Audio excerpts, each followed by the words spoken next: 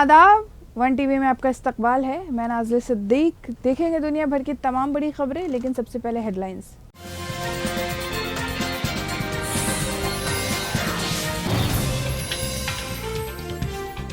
Israel और Hamas के जंग में अभी तक दोनों तरफ के 2000 के करीब लोग मारे गए।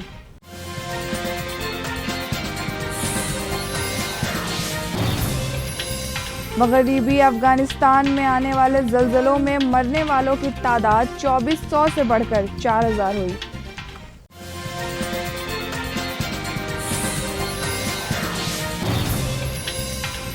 ईडी ने आम आदमी पार्टी के रहनुमा अमानतुल्लाह खान की दिल्ली की रिहाइश गाह पर मारा छापा।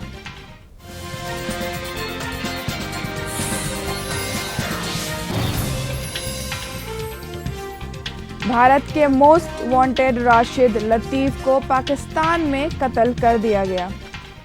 इजराइल और हमास के बीच जंग पिछले 4 दिनों से जारी है। जंग में अब तक इजराइल के 1000 लोग मारे जा चुके हैं और 2600 से ज़्यादा ज़ख्मी हुए हैं। वहीं गाज़ा पट्टी में 900 लोगों की जान गई और करीब 400 लोग घायल हुए हैं।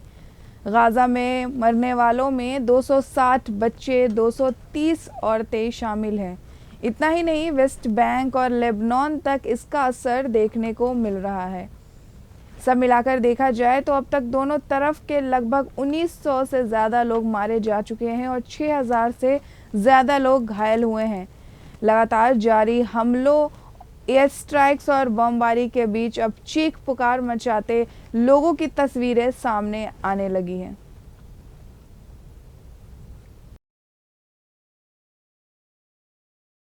तुर्की के सदर तय्यिप अर्दोगान ने 1967 की सरहदों पर मुबनी एक आज़ाद फ़िलिस्तीनी रियासत के फौरी कायम का मुतालबा किया है, जिसका दारुल हुकूमत मशरिकी जेरूसलम हो।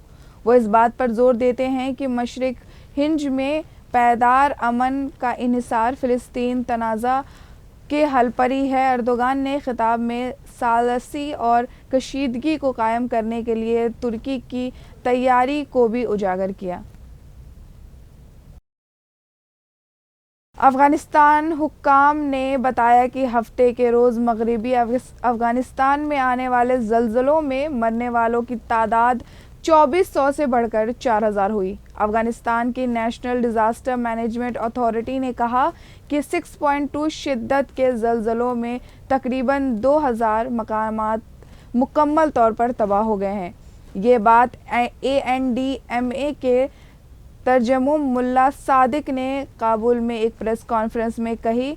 अब तक हमें हलाकतों के हवाले से जो आदाद-ओ-शुमार मसूल हुए थे, वो बदकिस्मती से 4000 लोगों से ज़्यादा है।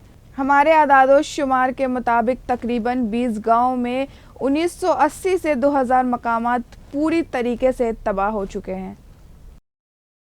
Star league spinner Rashid Khan ने ऐलान किया कि वो वर्ल्ड कप 2023 से हासिल होने वाली अपनी पूरी मैच फीस उन ख़ानदानों को अतिया करेंगे जिन्होंने अफ़गानिस्तान ज़लज़ले का सामना किया, जिसमें मुबैना तौर पर मगरबी सूबों में 4000 से ज़ायद अफराद की जानें गई। भारत के मोस्ट वांटेड राशिद लतीफ़ को पाकिस्तान में कत्ल कर दिया गया। राशिद पठानकोट हमले के मास्टरमाइंड में शुमार थे। उन्होंने सियालकोट में नामालूम हमलावरों ने गोली मारकर कत्ल कर दिया गया। NIA ने राशिद के खिलाफ UAP के तहत केस दर्ज किया था। वो हिंदुस्तानी हुकूमत की तरफ से मोस्ट वांटेड लिस्ट में शामिल थे। इन्फोर्समेंट डायरेक्टरेट ने मंगल को मनी लॉन्ड्रिंग केस में आम आदमी पार्टी के रहनुमा अमानतुल्लाह खान की दिल्ली के रिहाइश गाह पर छापा मारा। ईडी ने दिल्ली एंटी करप्शन ब्यूरो और सेंट्रल ब्यूरो ऑफ इन्वेस्टिगेशन की तरफ से दर्ज 2 FIR की बुनियाद पर कार्रवाई शुरू की है। ये दिल्ली वक्फ बोर्ड के भर्ती से मुतालिक है, जहां खान चेयरमैन के तौर पर काम करते हैं। लेजेंडरी गायिका लता मंगेशकर की आखिरी ख्वाहिशात को पूरा करते हुए उनके ख़ानदान ने उनकी तरफ से तिरुमला तिरुपति देवस्थानम्स को 10 लाख रुपए की रकम अतिया की है। TTD को लिखे एक ख़त में मंगेशकर के अहले खाना ने मंदिर के ट्रस्ट को बताया कि उन्होंने अपनी वसीयत में 10 लाख रुपए अतिया करने की ख्वाहिश जाहिर की है। उनकी बहन उषा मंगेशकर ने ज़ाती तौर पर मुंबई से टीटीडी के बोर्ड मेंबर मिलिंद किशोर नावेकर से दरख्वास्त की कि वो मंगेशकर ख़ानदान की जानिब से मंदिर के लिए चंदा हवाले करें। पीर को नावेकर ने अतिया का चेक टीटीडी के एग्जीक्यूटिव ऑफिसर एवी धर्मा रेड्डी को सौंपा। धर्मा रेड्डी तिरुमला में टीटीडी के चेयरमैन भूमान करुणाकर रेड्डी की मौजूदगी में दिया गया। अब रुकते हैं एक छोटे से ब्रेक के लिए।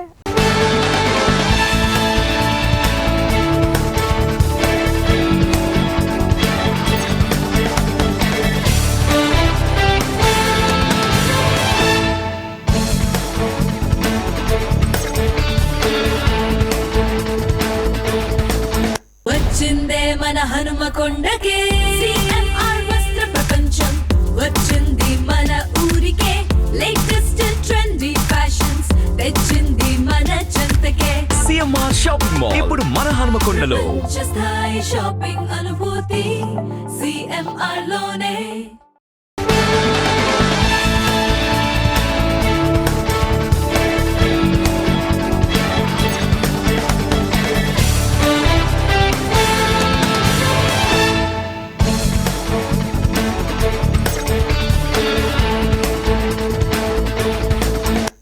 ब्रेक के बाद फिर से आपका इस्तकबाल है। अब बढ़ेंगे फिर से खबरों की तरफ। AIMIM के सरबराह सऊद्दीन ओवैसी ने 30 नवंबर को होने वाले असेंबली इलेक्शन में तेलंगाना के चीफ मिनिस्टर चंद्रशेखर राव की मुसलसल तीसरी जीत की उम्मीद जाहिर की है।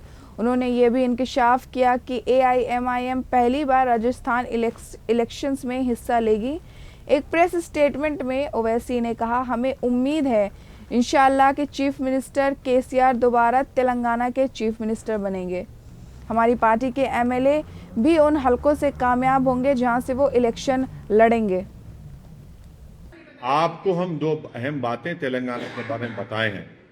नंबर 1, जहां कहीं से भी MIM पार्टी का कैंडिडेट लड़ेगा, हम तेलंगाना की आवाम से ये अपील कर रहे हैं कि आप MIM पार्टी के कैंडिडेट्स को 30 नवंबर के दिन पतंग के निशान पर बटन दबाकर कामयाब करिए और दोबारा तेलंगाना का मुख्यमंत्री तीसरी मर्तबा के लिए, तेलंगाना की खुशहाली के लिए, तेलंगाना की तरक्की के लिए, तेलंगाना के अमन को बरकरार रखने के लिए, फ़िरका परस्त ताकतों को कमज़ोर करने के लिए जो पिछले 10 साल से आपने फैसला लिया, उसी फैसले को जारी रखिए ताकि तेलंगाना और ऊंचाइयों पर जा सके। असउद्दीन ओवैसी ऑल इंडिया मजलिस इत्तेहादुल मुस्लिमीन के लीडर हमास और इजराइल के दरमियान जारी मुसलसल झगड़े पे तफसीली गुफ्तगू की और फ़िलिस्तीन से इंडिया की तारीख़ी हमदर्दी को अहम दर्जा दिया। उन्होंने कांग्रेस पार्टी की हुकूमत के दौर में इंडिया की फ़िलिस्तीन की मुलाकात में तब्दीली पर इजहार ख्याल किया। ओवैसी के इस बयान का जवाब एक वायरल वीडियो पर आया जिसमें बीजेपी के माकूल और कायम रखने वाले कायद अटल बिहारी वाजपेयी फ़िलिस्तीन की मामूलात के लिए हिमायत का इजहार कर रहे हैं। इससे पहले एक सीनियर बीजेपी लीडर ने अरब इजराइल में अरबों की किए जाने वाले कब्ज़े के बारे में बात की। इंडिया में फ़िलिस्तीन के साथ हमदर्दी का इजहार करने वाले एक पोस्ट स्टैम्प भी जारी किया था, लेकिन ये स्टैंड कांग्रेस पार्टी के आने के बाद तब्दील हो गई। ओवैसी ने इसका इजहार किया। इसके अलावा उन्होंने 1993 और 1995 के ओस्लो ऑकर्ड्स पर भी इशारा किया जो इजराइल और फ़िलिस्तीन के दरमियान ताल्लुक़ को शिकस्त देने में अहम रोल अदा करते हैं। असउद्दीन ओवैसी ऑल इंडिया मजलिस इत्तेहादुल मुस्लिमीन के सरबराह और हैदराबाद के रुकने पार्लियामेंट इजराइल और फ़िलिस्तीन के दरमियान जारी तनाज़ा के बाद फ़िलिस्तीन की हिमायत में मौक़िफ़ इख्तियार करने के एक दिन बाद बीजेपी के लीडरों ने AIMIM के सरबराह पर इस तरह के तबसरा करने पर निशाना साधा।